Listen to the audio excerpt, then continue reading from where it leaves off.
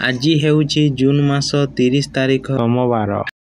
ଆଜି 26ଟି ଜିଲ୍ଲାକୁ ପ୍ରବଳ ବର୍ଷା ୱାର୍ଣ୍ଣିଂ ଦେଇଛି ପାଣିପାଗ ବିଭାଗ।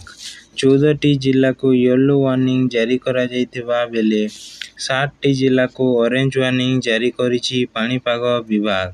ଆଉ 4ଟି ଜିଲ୍ଲାକୁ ବିପଦ, କାହିଁକି ନା ଏହି 4ଟି ଜିଲ୍ଲାକୁ ରେଡ୍ ୱାର୍ଣ୍ଣିଂ ଜାରି କରିଛି ପାଣିପାଗ ବିଭାଗ।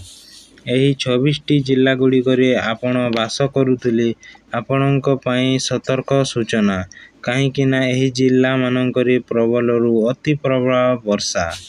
ଜିଲ୍ଲାଗୁଡ଼ିକ ଜାଣିବା ଆଗରୁ ଆମ ଚ୍ୟାନେଲରେ ନୂଆ ଆସିଥିଲେ ଚ୍ୟାନେଲକୁ ସବସ୍କ୍ରାଇବ୍ କରି ଭିଡ଼ିଓକୁ ଲାଇକ୍ କରନ୍ତୁ।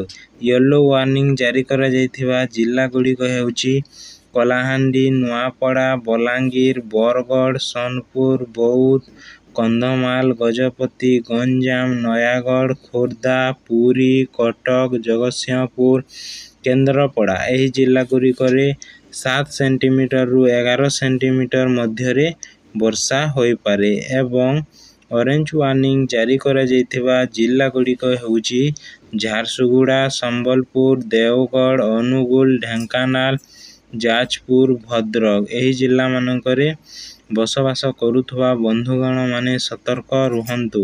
ଏହି ଜିଲ୍ଲାମାନଙ୍କରେ 12 ସେଣ୍ଟିମିଟରରୁ 20 ସେଣ୍ଟିମିଟର ପର୍ଯ୍ୟନ୍ତ ବର୍ଷା ହୋଇପାରେ, ସେଥିପାଇଁ ସତର୍କ ସୂଚନା। ବର୍ଷା ହେଉଥିବା ସମୟରେ ଘରୁ ବାହାରନ୍ତୁ ନାହିଁ। ଆଉ ରେଡ୍ ୱାର୍ଣ୍ଣିଂ ଜାରି କରାଯାଇଥିବା ଜିଲ୍ଲାଗୁଡ଼ିକ ହେଉଛି ସୁନ୍ଦରଗଡ଼, କେନ୍ଦୁଝର, ମୟୂରଭଞ୍ଜ, ବାଲେଶ୍ୱର।